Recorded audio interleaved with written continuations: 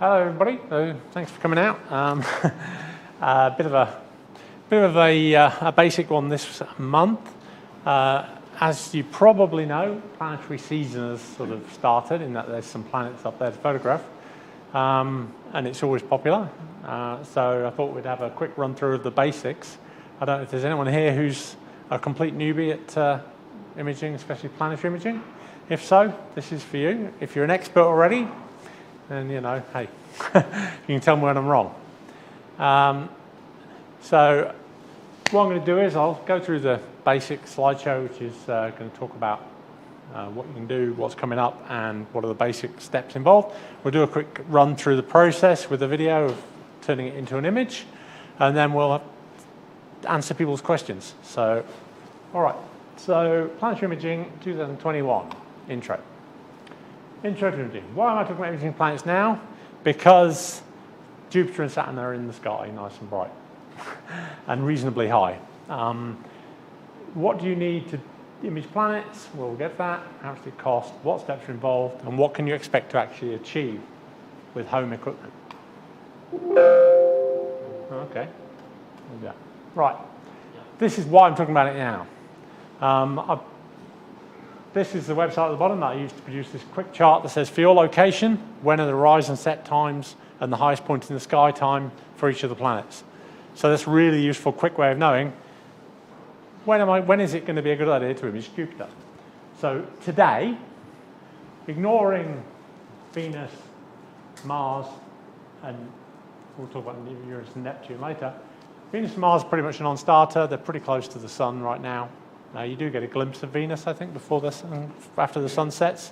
Yeah, but you're not going to be imaging it unless you're doing some daytime imaging, which is a very different thing. Especially when it's so close to the sun, you've got to be really careful. So we're really focused on Jupiter and Saturn at the moment. Mars is kind of gone. Mars hasn't really been a thing this year from here. It's far too low. So Jupiter and Saturn, as you can see, Saturn up above the horizon at 8:30, sets 10:26 in the morning, and is at its highest point at 3:28 in the morning, which is not an hour everybody wants to be outside of the telescope, admittedly, but if you want to be an astronomer, then that's kind of that's a nice time of night.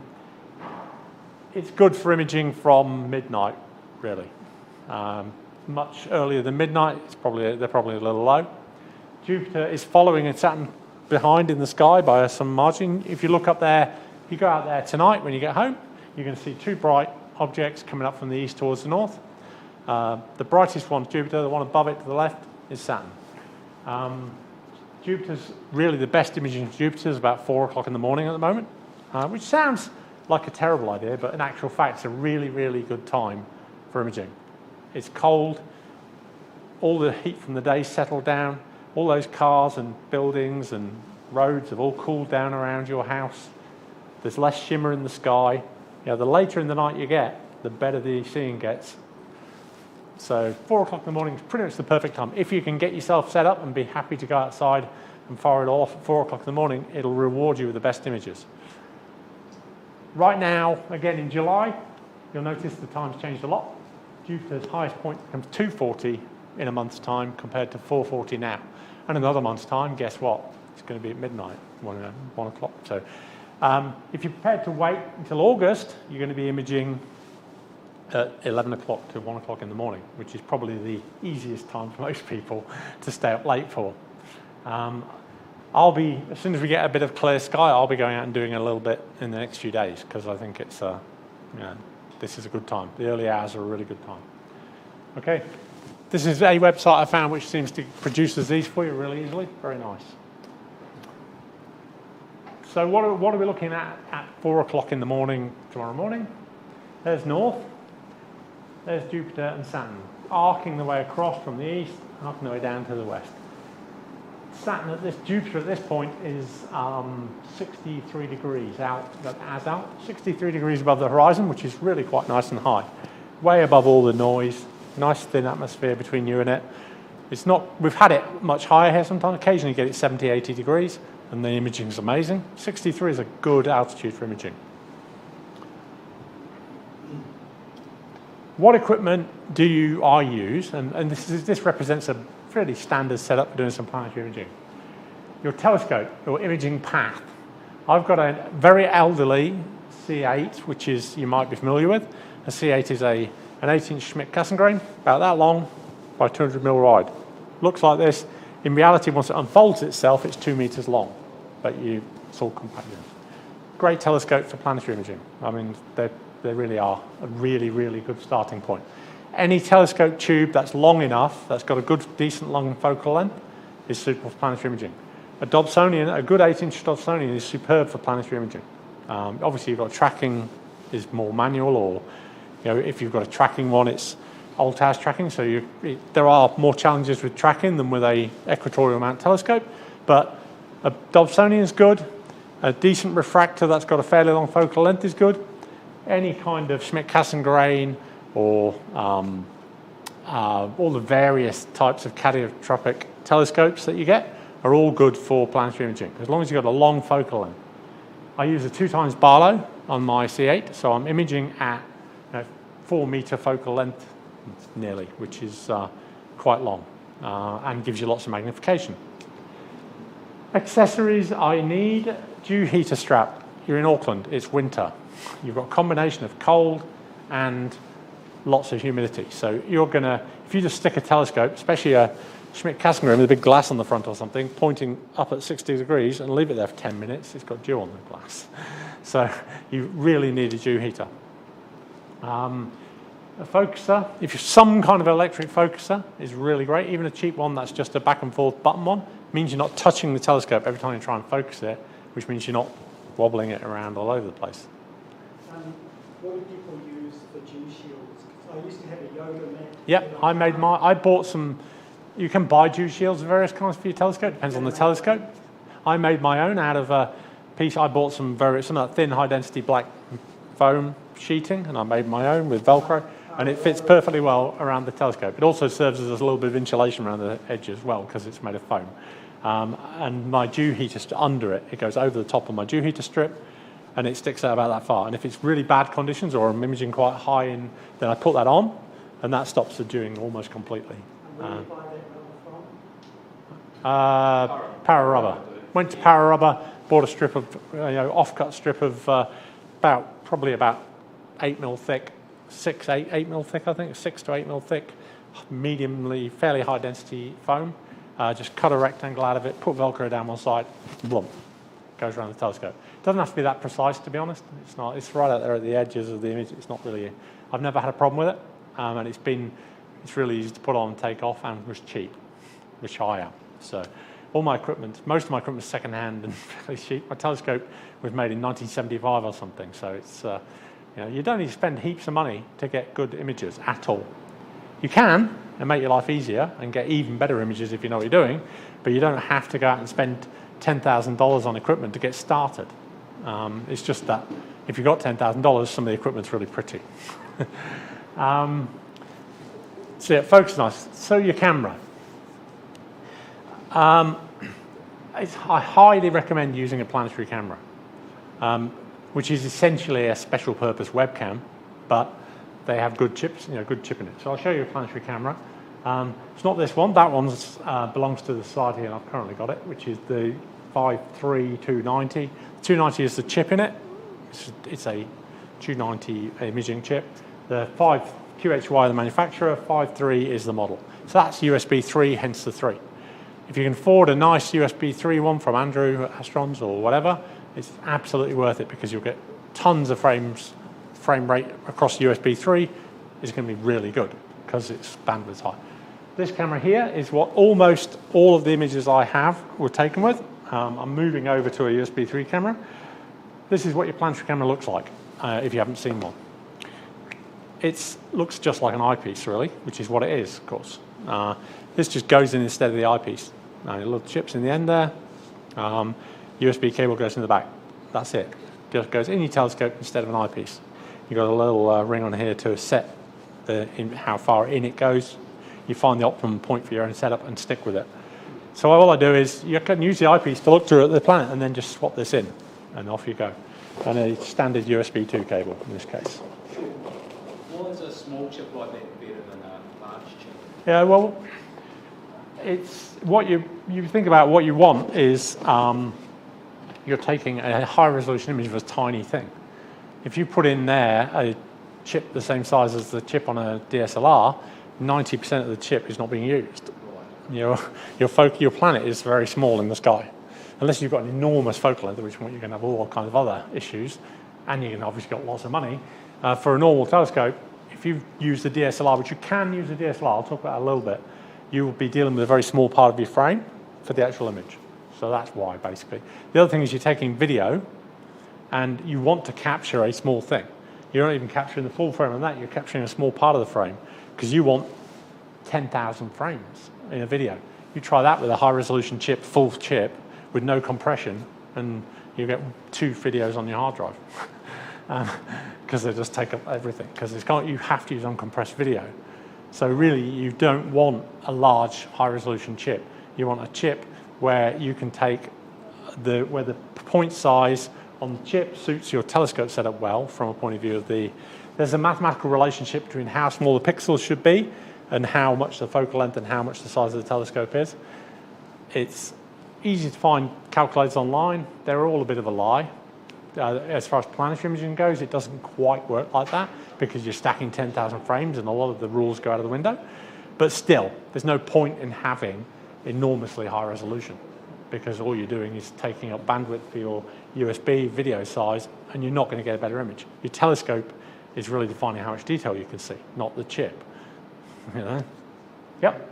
Is the sensor size the main difference between a planetary one, which is optimized for planetary and deep space? They're not, the chips are not as good as, let's say you buy yourself a deep sky imaging camera.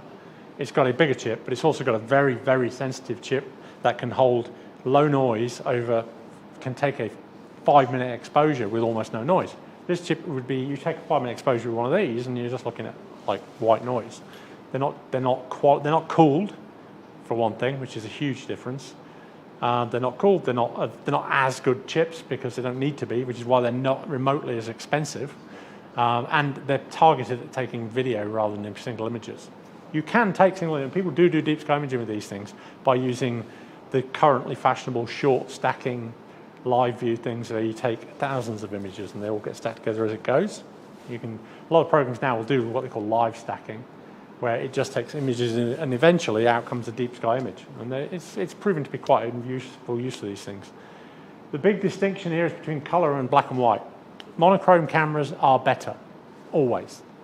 They're better quality, you get less noise, it's just a better thing. But if you're taking images of planets with a monochrome camera, you're going to have to use color filters at the very least, 3 color filters, and you're going to have to take 3 videos and stack them together. Problem with that is the planet's moving all the time. The planet's rotating. You take a 15-minute period, Jupiter's rotated quite a lot in that time. So you have a lot of work to do to get those 3 videos to align properly. But the very, very best planetary images taken out there by people are taken with mono cameras and multiple filters, and then they do the maths and they use software to match the rotation on the images, derotate images to match each other. I'll stick with color. I think it's... What size is the camera? Is it 1.25 or 2 inches? 1.25. It's the actual, it's the same size as a 1.25-inch eyepiece. It goes into your eyepiece holder instead of so if you've got a 2-inch eyepiece holder, you need an adapter that'll take 1.25-inch eyepieces. Yeah, I've got a 1.25 and 2 inch. Yeah, so. Yeah. So most people use the 2-inch for a lot of eyepieces and stuff, of course, because they get big eyepieces, but it's 1.25. USB 3 is great. USB 2 works fine. You just don't have the sheer amount of frames on your videos because you don't have the frame rate. But what becomes the bottleneck is not how fast the camera can take the images, but how fast you can get them down onto your computer and saved. So you're always trying to remove bottlenecks from that process. So USB 3 removes the biggest bottleneck. The second thing we'll talk about here, your computer. Any normal Windows PC will do this. Any laptop that's got reasonably well-performing laptop will do this. SSD hard drive is the best thing you can do, is get an SSD instead of a hard drive, because it will mean that you can save your video as fast as it's being downloaded from the camera, so you don't lose frames. If it's trying to save to a normal hard drive and it finds it can't save fast enough, it's just throwing away the extra frames when it's waiting to save the next one. So you end up ditching 50% of the frames you download from your camera, which is a great shame, because twice the frames is a greatly improved image. I found going to USB 3 with the other camera, just going from 3,000 frames to 10, put it that way. And that makes a big difference. You ideally want your telescope mount controlled from your computer as well. If you've got an electronic mount, if you've got a EQ5 or one of the Orion ones or any of these mounts, that can be USB controlled from your computer. Do that as well. That way you sit at your computer and tell it what to point at, and you tell it you can do your nudging of the image to center it. All of that can be done from the computer, rather than having to do things on the telescope and do things on the computer. My mount is a Skywatcher EQ6 Pro, which again is second-hand. You know, you can pick one up for $1,500 or whatever now, and that'll serve. That's a real workhorse of a mount for medium-duty stuff like this, for an 8-inch telescope or whatever. If you've got the luxury of buying something big, flash, and expensive, it'll just make your life easier and do a better job. Your tracking, etc., all the stuff you worry about with deep sky imaging, tracking and guiding is not really relevant for your planetary imaging. If your polar alignment is okay and your planet is going to stay in frame for 2 minutes, then you're good to go. It doesn't matter if the planet moves a few pixels here. In fact, you kind of want it to, because it helps. If you've got any dodgy pixels or anything, you don't want it tracking perfectly. It's like you know about dithering in deep sky imaging. Well, you're dithering all the time when you're doing this, because it's moving very slightly across the frame all the time. So that does help. I'm really going to do some updated pictures, because that's when I didn't even have my observatory up. That's the pad that my observatory now sits on. That's the mount. That's the back of the telescope. You can see the error, which usually somebody can spot. What's wrong with this imaging chain? Go on. It's got a focal reducer in it for some reason. Normally, the focal reducer would have been taken out before you put the Barlow on, because that's pretty stupid, reducing the focal length, then increasing it. But, hey, that was obviously a bad night. This is the push-on electric focus that pushes onto the focusing knob on the C8. It's that bad. And you're using, at that point, I was using a backwards and forwards button on the knob. I've now got that connected to my computer by USB, so I can focus from the screen, which makes a huge difference. I'm in the process of putting an actual proper focuser on the telescope, which will allow me to focus without any image shift, which will help a lot, mainly for the deep sky imaging, but also for this. Are you going to put one on the moving the camera backwards and forwards? Yeah, an actual Crayford on there. I've got a Crayford to go on there, which will have an electric focuser on it that I'm building. I'm building an electric focuser, you'll be proud of me. Following the instructions from a talk here on how to build an electric focuser that we had. So, what software am I using? I use SharpCap for my image capture. A lot of people use Fire Capture, which is, they're the same thing, but they've both got their own features and ideas. Easy Planetary comes from QHY with the camera. Works is crap. So it's basically, at the moment, as far as I know, it's essentially Fire Capture or SharpCap. However, there are doubtless other alternatives, and I think Nina can do planetary imaging as well now. Stacking enhancement, I use AutoStackit for the actual stacking, which I'll show you. And then I use Registax for the wavelet processing, which I'll show you as well. Image processing, I use Photoshop, but any of the alternatives, GIMP is free Photoshop alternative, but there's all kinds of other image processing things. Just don't rely on Microsoft Paint or whatever on your computer to do it for you, because it's not going to. You just need an image processing program. Capture process. Probably the most important thing is to know what, not just take your telescope aside, plug it in and go, I hope Jupiter's around at the moment, or whatever. Most people use one of these programs, use Stellarium or Carte de Ciel or something as their planetarium software on the computer. I've got Stellarium on here. You just go, anyone not seen planetarium programs on your computer, like Stellarium or Carte de Ciel? No, we're all good. I'll show something very briefly in there in a minute anyway. That's good for finding where things are in the sky and a rough idea of the phases and all these things. It's not great from a point of view of knowing which way Jupiter's going to be rotating and where the moons are. It's not that accurate about that stuff. What interesting stuff is happening when? So, oppositions, transits, occlusions, when the red spot's going to be visible, when are the moons going to be shadowing on the surface of Jupiter? Because what you really want is nice images of the red spot and Io coming across the front and a shadow of Io on the moon, and you get all this in one image. What Saturn's ring angles is going to be like. Moon phases, the same, everything I'm talking about here applies to moon imaging as well. So that's high resolution imaging for craters on the moon. It's exactly the same as imaging Jupiter, really. So knowing exactly when your moon phases are and what features are on the moon, get yourself a good moon atlas program or book or image and use that to work out which craters are interesting to image. Because it's always nice to know what you're imaging rather than just taking pretty pictures. Altitude, that means not where you live, that means how high in the sky the object is. Higher the better. Though if that gets to 90 degrees, if Jupiter's at 90 degrees, something very strange is going on, but also it becomes difficult sometimes with the amount to cope with being completely vertical. So somewhere between 60 to 80 degrees is that kind of sweet spot. If it's lower in the sky, still do it. You can image very low in the sky. Some of the Northern Hemisphere guys routinely image down in the 20 degrees, 25 degrees, but they start using equipment to deal with the dispersion of the atmosphere and stuff. Later in the night is better, as we talked earlier. Preparation. Getting your equipment set up beforehand is really helpful. Getting your finder scope set up is one of the best things you can do for yourself, which is basically point the telescope at something and then go and center your finder to be pointing at exactly the same thing the telescope's pointed at.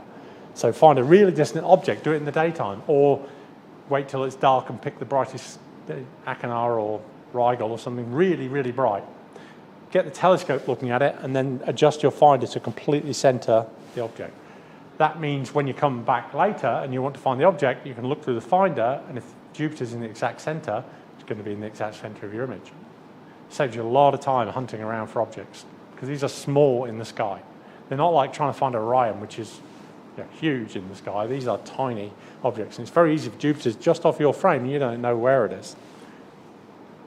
So obtaining, try and record a focus point. So what that means is get an idea of where your focus should be to be close to being in focus. So you're not starting with the object as a donut 3 times the size of your camera chip and then trying to locate your object focus, because you're going to have great trouble actually seeing it as it's there, as it's very faded out.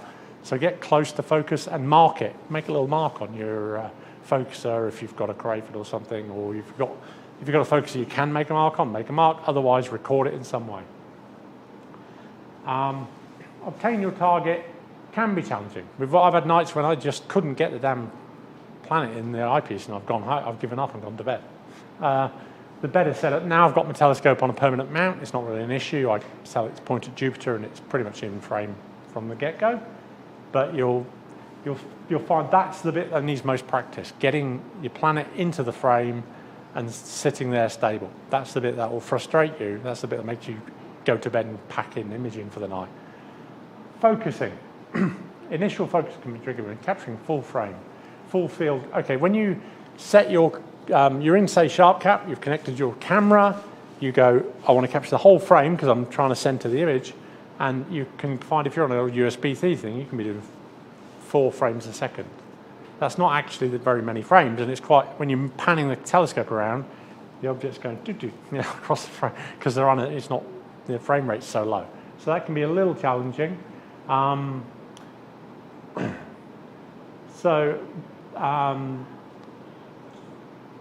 When you're focusing there, initial focus, what you're looking for is the midpoint. So if conditions aren't perfect, then you'll find that the object shimmers somewhat. It goes shimmer, shimmer, shimmer, and then it stops shimmering as you get close to focus, and then it goes back out again the other end. You're basically looking for the point where there's the least amount of shimmering going on to get your initial focus. You can see the object going from a donut, and then going down to a shimmery disk, and then going to a disk. This is with the thing still overexposed at this point, or you're trying to get a basic focus. Getting the precise focus is easy. Getting the basic focus can be initially quite challenging. Some things are easier to focus on. Saturn's easier to focus on than Jupiter because the rings are so clear.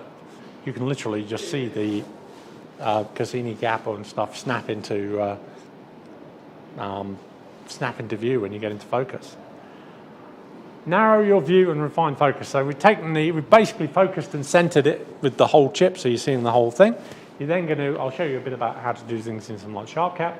You're then going to go, okay, I want to cut down the frame I'm capturing to an area 3 times the size of the planet, so the planet's in the middle. Once you do that, your frame rate's just gone, boom, up to the maximum your camera can manage, so 100 frames a second maybe. That's great, because you can see now you're seeing 100 frames a second on screen. You can focus and you see it really smoothly work with your focuser to get it centered. It's worth spending a bit of time getting it right. You'll know when you got it right. It snaps into view. It's like almost like a switch. You're going towards the middle, and then suddenly that little bit of detail, that little shadow line around the red spot will appear on your screen. You know, it's that kind of accuracy. It's not like focusing stars where you can use a curve and go for the lowest full width maximum, because it's a disk with features over it. All maths is hopeless. There are focus aids in the programs used for capture, which variously I've found pretty useless. But you may find they work for you. I've never found them very helpful. I've always found the actual eye is the best tool. The main thing with using an electric focuser is you can sit at your laptop looking straight at the screen and do the focus. If you're trying to focus on the actual telescope while looking at the screen, that's quite difficult. Capture the smallest frame you can fit the object in and keep it consistently in that frame for over a couple of minutes. Because you want to capture the smallest video you possibly can, because it means you capture more frames and you've got less disk space used. Disk space is a real issue when you're capturing. If I was to sit there all night for 4 or 5 hours capturing Jupiter, I would absolutely run out of disk space on the quite large SSD, because each video can be anything from a couple of gigabytes up to 10 gigabytes of disk space. So that's a lot of space for videos. Okay, examples of the screen during focus and prep. So the red thing is the ASCOM panel for allowing you to move the telescope around. That's why it's there. The other screen is SharpCap. As you can see, nothing there at all. You can see I've brought it across, and I'm seeing the donut there. That means that's Jupiter. Only Jupiter's can be that bright. So I'm seeing, okay, I know I'm very close to being in the frame, so I can bring that across to the middle using the controls in ASCOM, and then I can start focusing and get down to the point where it looks like a disk. It's just a big white overexposed disk, but I must be close. Is that your headlamp? The red light? Is that what, sorry? Oh yeah, that must be the light, yeah, it must be. That must be, that's a reflected light, the big red thing, ignore. Yeah, no, that's just a reflection on the screen. You can't really see what the text here is saying about settings and stuff. I can give some example screenshots of settings and stuff later. That worked for me, but it's very much a case of finding what works for you. Here we have SharpCap settings for your camera. So the right exposure and gain settings. Yeah, so if you've used any kind of video camera, any kind of planetary camera or a webcam, there's 2 primary settings for the camera, which are exposure and gain. Exposure is just how long it keeps the thing open for each frame, just like a normal camera. Gain is how much of the on-chip post-process gain is applied. Generally, you want that as low as possible. What gain does is amplifies the image at the expense of noise. You have the same situation if you're using deep sky cameras, and you have the same situation if you use your DSLR. The ISO setting on your DSLR is very similar to the gain setting on these cameras. In that if you turn it up to ISO 1600 in your DSLR, you can take an image in a nice dark place, but it's noisy. This is the same thing. You can take a fainter image, a shorter image, and get the planet bright, but it's noisier. So you have to find the trade-off point for your setup. For me, on 20th September 2020, these settings were pretty optimal. So with Jupiter where it was, 10 milliseconds with a gain of 270 on that USB 3 camera.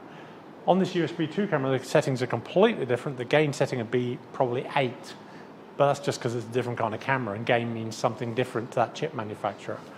So you have to find out what works for you. The range is completely different for every chip.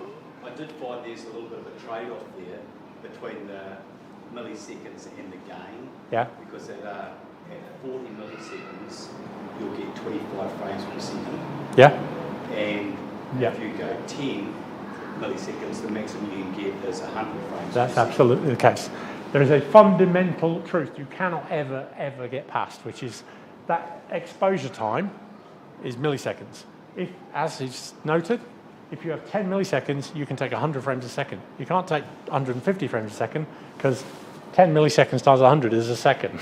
So it's physically impossible to take more than that. So that's an absolute limit.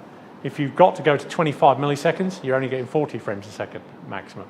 Now, if you're using a USB 2 connection, that's fine, because you're only going to get 40 frames a second anyway. But if you're using a good camera on a USB 3, you want to be getting 100 frames a second out if you can. However, on Saturn, you're unlikely to get down that low. It's much fainter than Jupiter. You're going to have to up your exposure time and accept that you get less frames. Mars, at its opposition, was incredibly bright. You can see I got down to 5 milliseconds, which was really good. And I was actually getting 180 frames a second saved to disk when I was doing Mars through the USB 3 camera. And that meant it could take so many frames and get really nice images out. So you're basically trying to get the lowest exposure you can without the gain being so high that you end up with too much noise. Your movie capture parameters, okay. So it depends a lot on your target. Jupiter's very bright, Saturn's a lot fainter, Mars is tiny, etc. Okay, what have we got? Video size increases rapidly, yeah. Make sure you've got plenty of disk space. There's several formats available to save your video in. The most important thing is as long as it's an uncompressed AVI video file, you're probably going to be fine. In SharpCap, I like the RAW 8 format, which is 8-bit per channel, saved without any compression. It doesn't try and deburr, it doesn't try and turn it into a nice color video, it just dumps it to disk.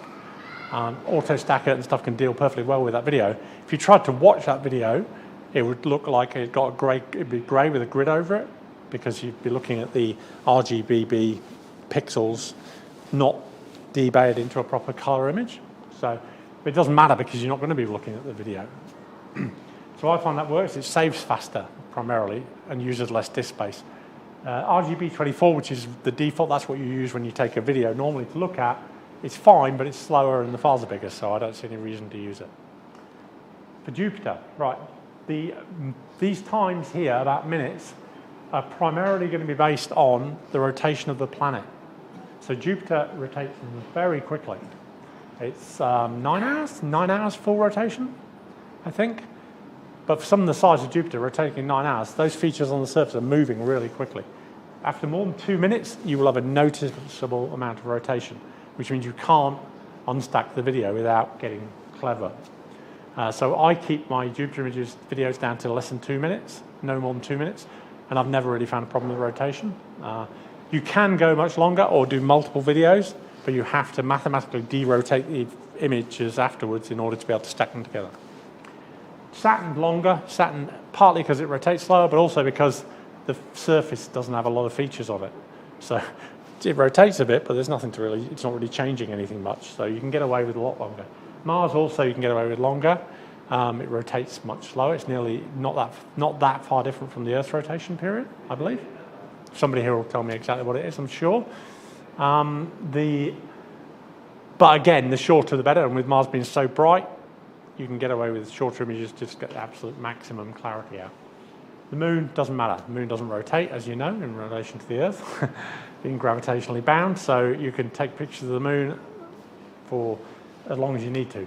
Several minutes, 10 minutes, no problem. Derotation, I don't really do it, but there's a program called WinJupos, which is a huge open source world of software and maths that can be used to take 2 images or 2 videos of something like Jupiter and to work out how much it's rotated and correct it back so they can be stacked together. It's clever and it's not fake images, it's legitimately doing it mathematically. But, you know, it's a huge amount of work to get into it. And for me, I've never seen any benefit. If I had a much bigger telescope and I was taking RGB images and infrared images, you would probably have to go there. Image movement centering is one thing you have to get used to. You have to basically, while it's happening, you'll find that depending on how well your telescope's set up, the planet's moving very slowly or occasionally drifting somewhat in the frame. You use the nudge controls for your telescope to try and keep it within the frame. As long as it's inside the frame, it's fine. It can move around inside the frame, but if it goes off the edge of the frame, then obviously you've trashed your video. Shaun, SharpCap has an experimental guiding feature. There are. This is true. And well mentioned, and FireCapture has one as well. And FireCapture has it as well. Right. It's possible if you're getting more advanced and you have a computer-controlled telescope mount set up, or ASCOM or whatever, that you can use your software to automatically track the planet. So both SharpCap and FireCapture, using fundamentally different technologies, both have a system to keep the planet centered in the frame for as long as you want. SharpCap does it by actually moving your telescope. It actually sends commands to your telescope to keep it centered. FireCapture, I believe, does it by moving the frame. You've said, I want to crop this bit of the frame and video it. It actually moves that cropped frame to keep it centered. Oh, it does both now. So, both of which are really useful and clever. If your movement is fairly slight, then you might as well use the one where it moves the frame. If your movement's quite significant, then you'll probably want to move the telescope. Ideally, you want to keep the planet as close to the center of the eyepiece or the center of the actual optical path and the center of the frame as possible, because as you know from doing deep sky imaging or whatever, or from any photography, the further you get out towards the edges, the worse your image gets. You get blur, you get various kinds of optical defects creeping in. If you're trying to image someone right at the edge corner of the frame, guess what? It's distorted, it's out of focus. The center of your frame is the crispest part, so that's where you do your imaging.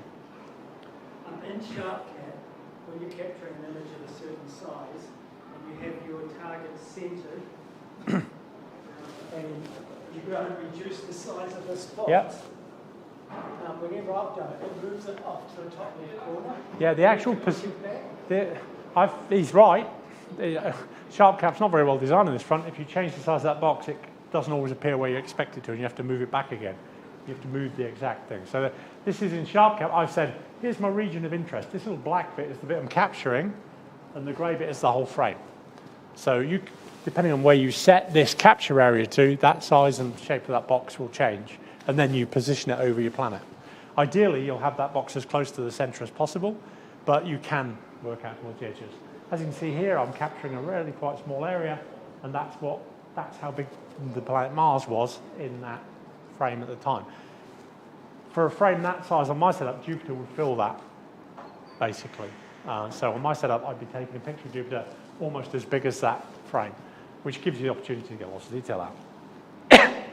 So that's the screen during capture. The region of interest is set. I mean, this was Mars, obviously at opposition. So the exposure was 5.35 milliseconds, and the gain was set to 291. And that's actually in the process of capturing here. You can see I've captured 2,000 frames or something. 2,000 frames and haven't dropped any. What I said about using an SSD for your storage, that's why you get 0 drop frames, because it can save them as fast as it captures them. And I haven't dropped any frames. So that's working quite well. And that's with your 2 times Barlow on your... Yes, agencies. absolutely. Okay, this is... The reason I included this is kind of what your folder looks like where you're capturing stuff, etc. So I've gone in here and there's these AVIs. So these AVIs are the output from the camera. You can see they look grey. Like I said, they're not turned into a colour video. And there's a camera settings file saved with each one by SharpCap. And I'm sure FireCapture does the same thing. That's really useful, because you open that file, it tells you when you took it, how many frames you took it, what the exposure was, what the gain was. So when you go, I took a really amazing image 2 weeks ago, you want to go back and see exactly what the settings were. And also if you're publishing images, it's really good practice to publish the details of your capture with them. People very much appreciate it when you tell them exactly what the settings for the camera were, exactly what the frame rate was, exactly how many frames were involved. In fact, people get quite upset if you don't publish that information when you publish images. So those two files are the output from SharpCap. The other files are the output from further stages in the process. We're running out of time quite quickly here, so that's an example of what the video capture output looked like if you play it as a video. That's Jupiter. It doesn't look very good. Obviously, you wouldn't be very happy with that as your final image. But when you're playing the video, it doesn't look so bad, to be honest. That's a still frame. You know, if you look at a still frame of a video, it always looks crap. And then you play the video, and it looks much better because your eye does the correction for you. So that looks a bit rough, but oh, there you go. That's the video, in fact. So that's a captured video of Jupiter. And as you can see what I said about shimmering. You can see the focus, it's getting better and worse and better and worse frame by frame. That's why they call it lucky imaging, because some of those frames, occasionally, if you're watching it, you'll see, oh, I can see a bit of cloud detail. Those frames are the ones that are going to get used in your stack, are the best frames. Okay, so capture process for stacking. We take our wonderful AVI and we load it into a program like, ideally, AutoStacker. You allow AutoStacker to analyze images, which lets it sort out what the image is like, what frames are good, how many frames are bad. You set up what are called alignment points, which are the features on the planet that it's going to try and align with each other as it goes through the frames. You set up the stacking parameters, you frame the selection you want to actually capture, and you decide whether you want RGB alignment. I always use RGB align on. What that means is there's some atmospheric dispersion where red, green, and blue get dispersed different amounts by the atmosphere. Depending on the lower you are in the sky, the worse it gets. If you're really low, you'll see coloured fringes at the top and bottom of the planet. To some extent, that can be corrected in software if it's not too bad. If it's really bad, then you need a little thing that goes in your telescope that does atmospheric correction using a prism, which takes that out before it gets to the chip. But if you're up high in the sky, the amount is very small and it's very similar across the whole image, so you can actually just correct using the channels. So I do this, I go into AutoStack It. This is AutoStack It. When I open my AVI file, I'll see something like that, but without the blue boxes on it. And it will also be a bigger frame of the planet. You can see I've adjusted it to 248 by 248 because that's how big the image needs to be to contain the planet. I've then gone, it's a planet, analyze. And that's produced this graph here, which is showing the relative quality of the frames. In this case, it's not that great. I've decided I'm only going to use 30% of the frames. Some people work on really quite low percentages. Some people go, stuff it, I'm going to stack the whole thing. And there's a balance between more frames equals a better image against using good quality frames. You've got to find the point that works for a particular thing, and it's completely dependent on the seeing. Good night with good seeing, you could stack 80% of the frames sometimes. On a bad night with bad seeing, you might be at 10% of the frames are only good. So I go in here, I use the Place AP Grid Auto. They've improved this a lot over the years. One of the things it does now, you say how big you want these boxes to be, you press place and it covers the planet. It now does a thing where it adds multiple ones, larger ones and smaller ones, depending on what kind of features are on the surface. That actually helps a lot in terms of the output quality. So the newest versions of AutoStacker are an important upgrade. I then said how many frames I want. I don't want to do this, nor this or this, because this is pointless. You're going to do this properly afterwards. Normalizing stack. If you've got a situation where, for some reason, the image got a bit darker and lighter while it was capturing, very thin cloud can do that, then you can use normalize stack and it will re-normalize all the brightness before it stacks. If you're in those kind of conditions, it's almost not worth imaging though, so hey. If it's a special event you're capturing, so you have to use that in video, even if it's not very good, that can help. I use RGB align and I say stack. That will then process it and spit out the resulting image. You may be familiar with the concept of Drizzle from deep sky imaging. Drizzling basically oversamples the image to a bigger size, does all the maths on it, and then outputs it. Sometimes you then generally resize it back down again, and sometimes you can get a better image. Some people like to experiment with it. Again, I found it really not actually helpful to me for planetary work. Sure, that was your black and white image.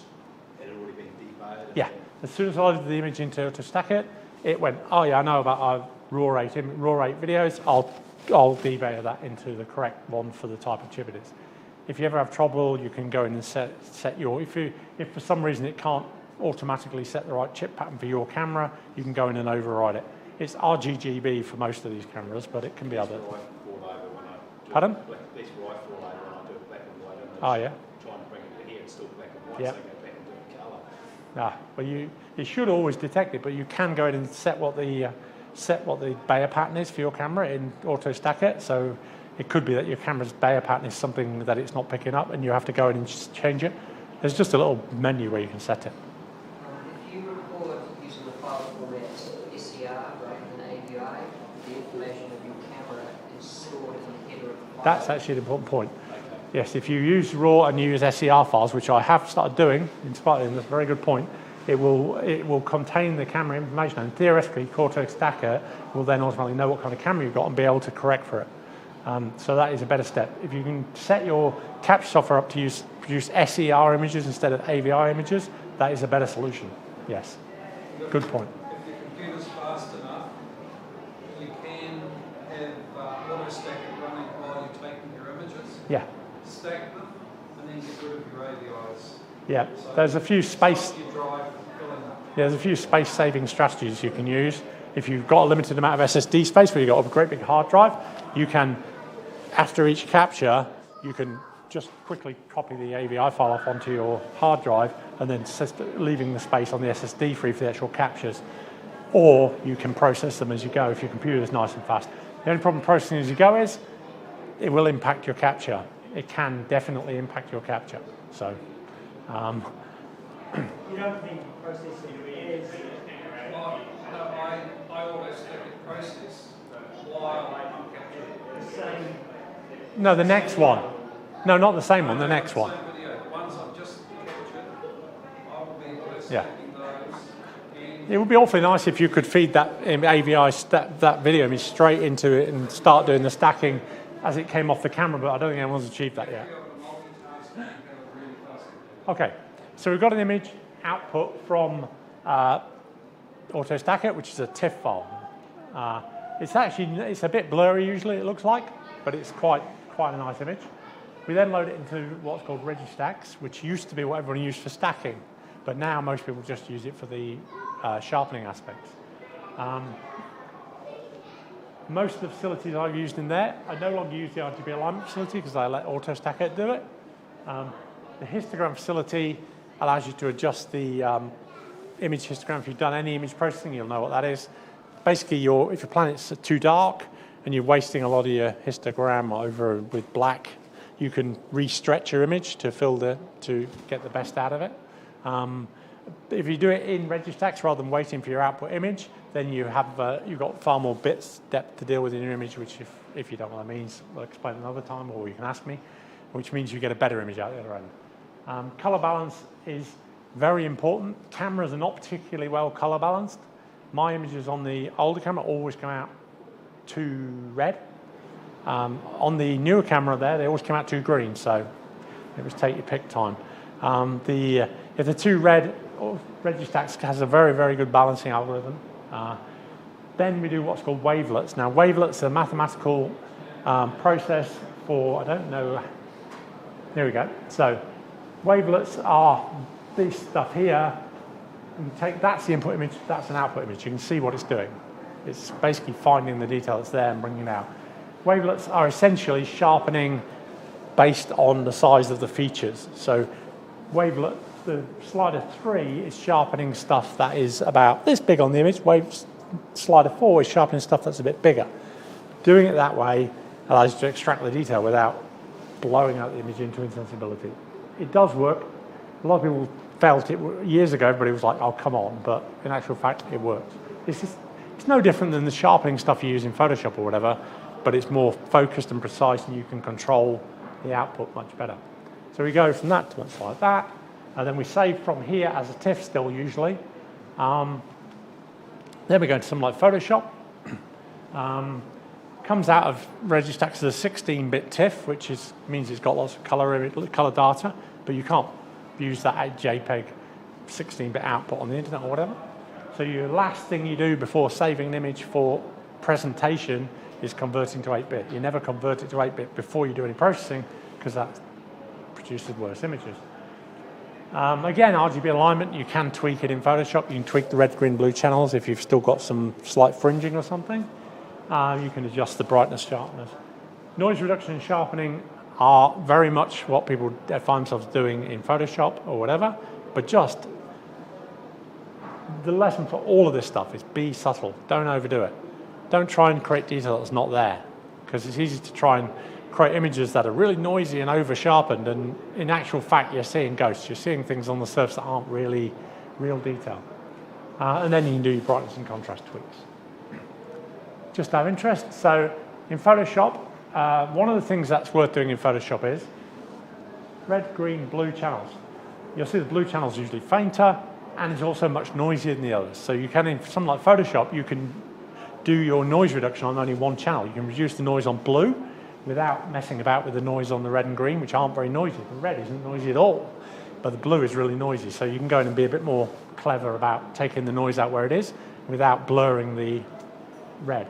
And you can see I've gone into Photoshop here, done a bit of processing, and then come out with that as a final image. Now that's pretty amazing, you know, really.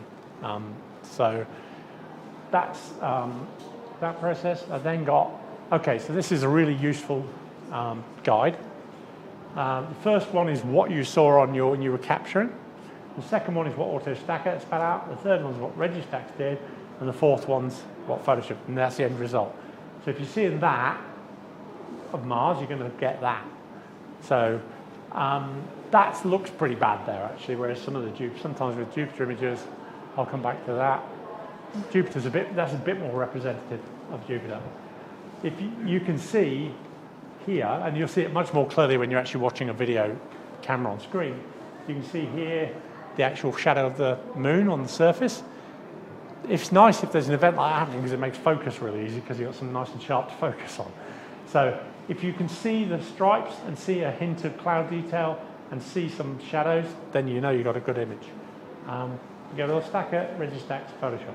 That's, again, that looks really good on the screen here and not so good on the projector, like always. So, you know, you're familiar enough, I guess, from if you come on the Facebook group and look, you'll see the images people are producing. And it's fairly typical. That was Mars. That was way back. That was 2016 and then 2020. Those are at Mars opposition. So that's about as good as I can get of Mars. Is that one on the right, really, I suppose, with my setup. With an 8-inch telescope, that's probably pretty much maxing out what you can do on Mars in an 8-inch telescope. The middle one's all blurry because of 2018 opposition was massive sandstorm on Mars. So that's actually a really good detailed image of what Mars looked like. It just looked like a big ball of sand, which was a great disappointment to everybody who was set up to image. Those are some of my nicer images. Again, that looks really bad on screen and looks really, really nice on the monitor. So I blame the projector. Those are some of my images that are produced, all produced using the process from here. The moon, much the same process as it is with the planets. There's some differences in stacking and in processing in Registax are definitely very different bunch of settings you end up using because you're trying to stack an entire surface area, the whole frame. You may even be capturing the whole frame on your camera to get a decent area of the moon's surface. But detailed close-up lunar imaging of features is actually kind of the easiest thing to do and a lot of fun. And there's a lot on the moon to see that you never really get to see unless you go searching because they are, you know, that's a really great image of that. I was really happy with that, you know. You start seeing a lot of the actual surface detail as well. Again, that's another one that I took that I was very pleased with indeed, very pleased. The key for all images is underexposed. When you're capturing, if you're not sure how bright to make it a bit dimmer. Because the one thing you do not want to do is any of those color channels to be overblown. Once you go to 100% saturation on the on your frame, then it's gone. You can't ever get it back. If you undersaturate, you're just losing some bit depth. You can build your image back up. But if you overblow the highlights, if these you'll see a lot of moon images out there where these are big white flares on these walls. That's because you overexposed it at some point and it's gone, and you can't get it back again. So generally, a tip is underexpose your images from what you think is going to be right. There's in SharpCap, and I guess in Firestack, there's a histogram function while you capture that allows you to see on the screen the histogram of all 3 channels. Mostly I target 60 to 70% as the high point on any of the colors for the histogram. That way I have no danger of blowing anything out. And I found that works quite well. You could go a bit higher, but you have to be really careful not to, that the tail of that curve isn't going off the end of the histogram, or you're going to have blown out highlights and you're going to have crap images. What was this slide here? Oh, okay. You can use DSLRs and you can use shorter telescopes. It just means you're going to get a smaller image of the thing in question. For the moon, DSLRs actually can produce possibly some of the best images because it's a huge thing, and even with a DSLR, you're not capturing the whole disk. With a shorter telescope, like a little refractor or a Newtonian, you can do planetary imaging, but don't expect too much because the disk is going to be quite small. I've got a few links to useful tools and things which I can provide anytime. There's also links. I'll put this up on the Facebook group as usual. I'll put this slideshow up. These links are to where to download various bits of software and stuff, which can all be very useful. Unfortunately, this CalSky has been closed down, which was a shame. It was super useful. This Project Pluto is a really, really useful site because it provides what initially looks like a bunch of numbers, but when you actually look at what they are, it tells you that a shadow transit of Io across Jupiter is going to start at 10:23 p.m. and going to finish at 10:35 p.m. So you know exactly when to be imaging to get that really interesting event or whatever. So that's a really good thing. It gives you a list in universal time of exactly when all the events around the planets are happening. So that's a really useful site.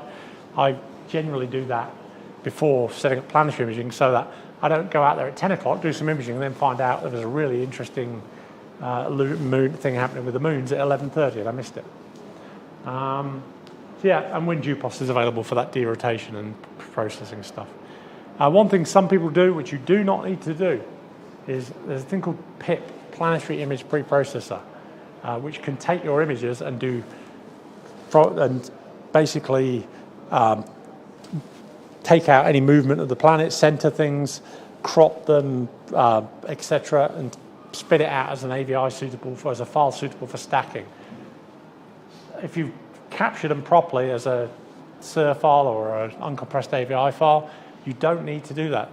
Something like AutoStack It is going to do all that for you anyway. So it would be a big waste of time. There are times that there's useful programs, mostly for processing after you've produced something. If you're producing videos of various kinds. One of the things a lot of people have done, and Liam, who isn't here anymore, but he's done some really amazing stuff, which is sequences. If you do this for 2-minute sequences, you go capture, capture, capture, lots of 2-minute sequences, one after the other of Jupiter for 5 hours. Guess what you've got? You've got a video of Jupiter rotating, a really amazing video of Jupiter rotating.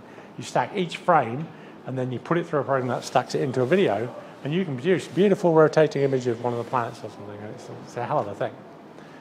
So that's something worth exploring if you get a bit more detail.